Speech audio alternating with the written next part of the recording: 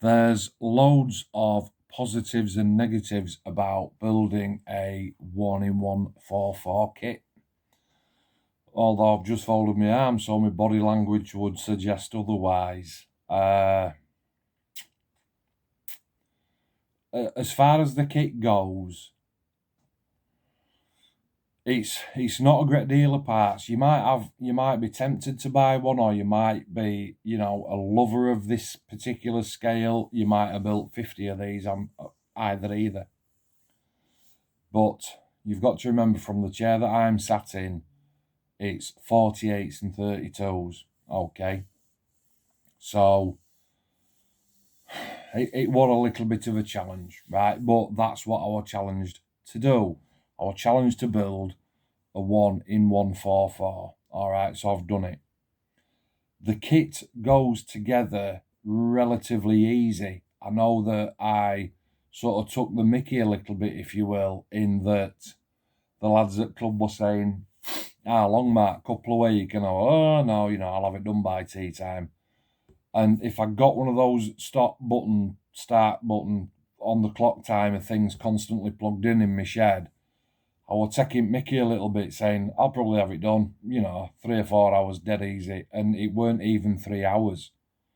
And that's not, I'm got a dab on, I'm sweating, I'm rushing. It was like literally 2 seats, painted, into cockpit, painted. There's no decals, instrument paneling, cockpit masked up, which would a breeze. I can do cockpits, sides on, and that comes with nose, and so all that front end is just like one section. Then on your bottom section, it's sit your wings in that have got that mechanism, put the lid on, put the tail on, put the stabilizers on at the back, slip the engines in, glow, glow, glow, glow, glow, done. It literally took no time at all. If I'd have pressed the button then to actually build it, I'd have probably been looking at about an hour. And that includes doing office as well, all right, because there's no detail in it per se, as in there's no decals for instrument panel, there's no seats, the seats aren't sort of like a headrest, the back brace, the back seat, the arse seat, the sides, the bang handle, the pull, there's none of that. It's literally a tiny, tiny little seat. So prime it, paint it in, prime it, paint it in. So overall, office didn't take no time at all. And then once you've put the sides on, like I say, and wings and top and fin and stabilizers and engines, which all again one part, it can literally be knocked together in no time. Okay, so as far as a challenge on the build was concerned, that particular part of the build was no challenge at all. The challenge was, I'll spin it round, you can see it's wheels up.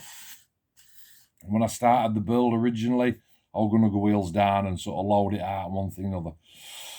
But the more and more I got into it, like about 8 minutes, I changed my mind. And I thought, you know what? It's just, I don't want it in here. I'm not going to give it to George because I know where that'll end up. So I'm going to put some fishing line around it and hang it from my rear view mirror in my car, just as a bit of a dangler. I might even sort of like put an hole in the bottom, put some potpourri in it or something like that. However, did the missiles, did the fuel tanks, glued them on. The hardest, trickiest part about that particular build was actually the decals, and that's because it's Tiger Stripe. And even though there's 2 options in this kit, one's Tiger Stripe and one's to just do a sort of like a bit of a bland build. But again, boys will be boys, and Nigel's saying, make sure you put weathering on it, make sure you pre-shade it, make sure you put a pin mush on it and all that sort of stuff.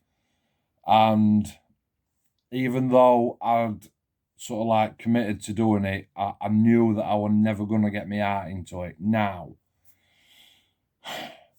you might be watching this now saying, cheeky get, all I build is 1-in-1 4-4s and, there's no wrong with them. And I'm not saying that there is anything wrong with them, because There ain't. End of day, scale is scale. And just because I build a bigger scale doesn't mean that I'm going to disrespect the smaller scale. But you have to understand that I'm taking it from my point of view. And my point of view is I'm sat in my garage, and over there I've got 5 cabinets, and they are full of 48s. So I've got like 10 Tornadoes, I've got A10s, Eagles, Phantoms, Harriers, Tomcats, F16s, Lightnings, Jaguars, and they're all one in 48s. Not even one in 72s. Because when I got back into the hobby, the first kit that I did back into hobby was a 1 in 48 Harrier. And, you know, when you're hooked, because the hobby does get a bit obsessive, I knew that I was going to be a 1 in 48 guy. So to come down one scale to a 72, it just never entertained me personally. So to come down yet another level down a scale to a 1 in 144, I just knew that I'd been really clutching at straws. So full respect to all the people out there that build 1 in 144s. Hats off to you. How you've got the patience to do these to the level of skill that I've seen, Instagram, Facebook, is beyond me, because I can't do it. And I'll give you an example. So one of the lads at club, he's an out and out 72 guy. And even I've teased him in the past and said, it's about time you grew up a little bit and got into a bigger scale, 1 in 48s, that's the way to go. And he's tried a couple of times and he's been successful a couple of times. However, I know that chap will continually build 1 in 72s, because that's his comfort zone, that's where he's at. And it doesn't matter how hard I pull him, drag him up a scale into 48s, at the end of the day, he's always going to be a 1 in 72 guy. Always. Might build odd 1 in 48, and I think he does that just to shut me up. So for me to say, all you 1 in 44 guys, 1 in 144, can't even say it. I'm just going to start calling them 44s. So all you 44 guys, you know, when I'm saying to you, look, you build these and you think that, you know, I like this scale. And me to say, why don't you go up a scale? Why don't you go up to 72s? And they might try 72, might do 1 or 2. But ultimately, if you're a 44 guy, that's what you're comfortable with, that's what you're building, that's what you love, respect to you. Kit took no putting together at all, like I said. The deckling was the hardest part. I'd already decided that I was going to put it in my car, dangling down on rear view mirror with a bit of fishing line. Just saw them while I'm driving along. I can look up like you do, and it'll bring back some memories in 12 months' time when wings are like that because it's sun. Okay, I've been warned. So, how much are the kits? I think they're about £5 or £6. Obviously, I had this one given off Nige down at club, and would I have paid that much money, you tight get?